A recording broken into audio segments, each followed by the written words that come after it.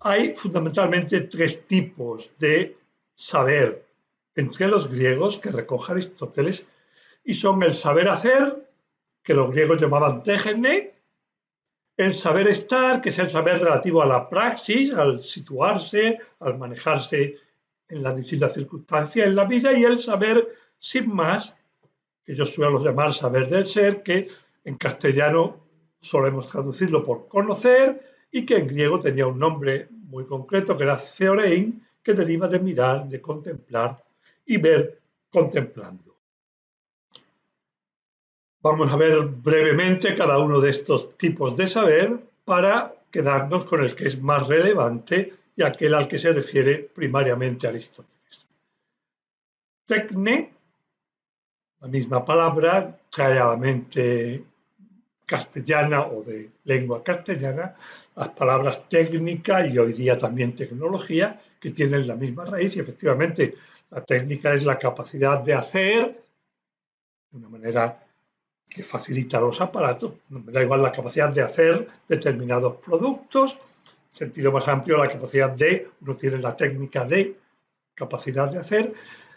pero para Aristóteles y para los griegos técnica no se reducía a la técnica, sino que también incluía lo que nosotros llamamos arte, en el sentido más noble de la expresión, las bellas artes, y también lo que a caballo entre una y otra nosotros conoceríamos como artesanía, que es ese hacer en cierta manera artístico. Por lo tanto, la técnica es un saber hacer y ese hacer es muy amplio, tiene distintas posibilidades. Una de ellas es ese hacer que se queda en el hacer mismo, como el danzar.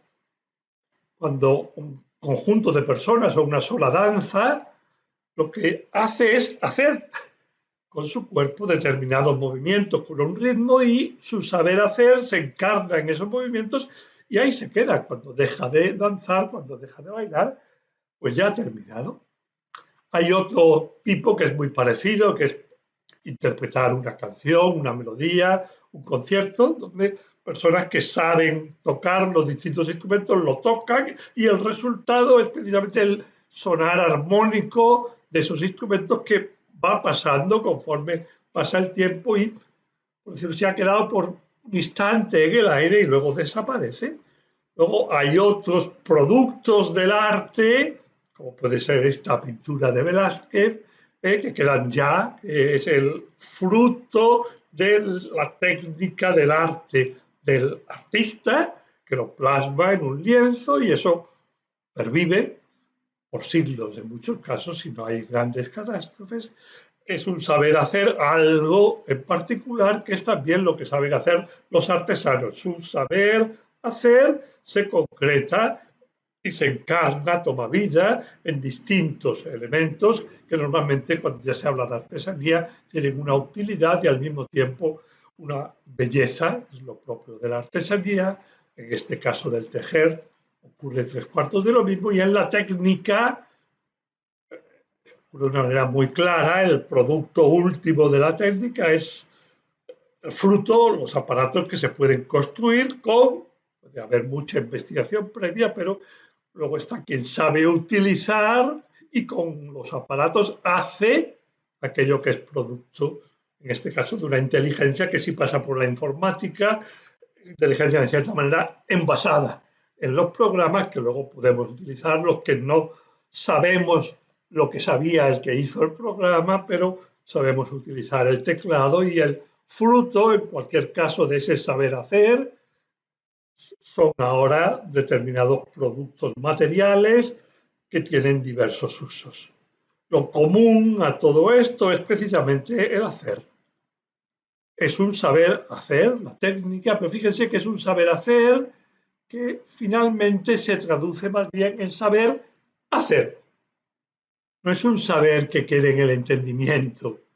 en nociones. Efectivamente, yo puedo explicarle a otro, pero si él no lo hace y lo hace suyo y lo hace haciéndolo, si yo lo explico, es muy difícil que explico cómo se pinta, explico cómo se nada, explico cómo se monta a caballo y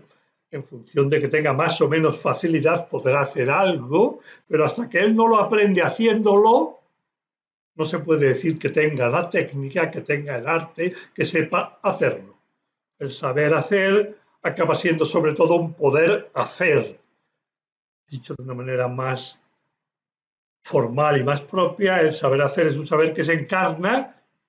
en determinadas destrezas o en determinadas técnicas, hábitos operativos. Yo sé hacer y pongo en juego ese saber y lo pongo muchas veces no poniendo en juego en ese instante la inteligencia. Por tanto, la técnica, el arte, la artesanía no es un saber de tipo nocional, intelectual, sino que es un saber que pasó en su momento por la inteligencia cuando nos lo explicaban, luego nosotros lo tuvimos en la mente, lo tradujimos en nuestros brazos, en nuestra vista y ya al ponerlo en práctica no tenemos que volver a utilizar la inteligencia. Más aún, si tuviéramos que poner en juego la inteligencia, arruinaríamos el producto de ese saber hacer. Dos ejemplos claros: cuando una persona va conduciendo un coche, cuando va manejando, si ya sabe hacerlo con soltura, puede mantener una conversación, puede pensar en estas cosas, puede incluso, aunque no sea lo más adecuado ni lo menos peligroso, puede hablar por el celular, y si viene una situación que no se esperaba, sabe reaccionar sin tener que pensar. Si se tiene que parar a pensar qué es lo que hace, probablemente aquello acabe en catástrofe. De la misma manera, cuando alguien ya domina un instrumento y en concreto una pieza musical y se pone a interpretarla, ya se deja llevar por el sentimiento. Tampoco la inteligencia está propiamente en juego. De nuevo, si yo tengo que pensar en concreto qué es lo que ahora me toca, cómo tengo que mover el arco del violín o qué tecla tengo que dar, si lo tengo que pensar, arruino la interpretación, porque se trata precisamente de un saber que no está propiamente ya en el entendimiento, sino que ha quedado como encarnado en potencias operativas, en destrezas o en técnicas.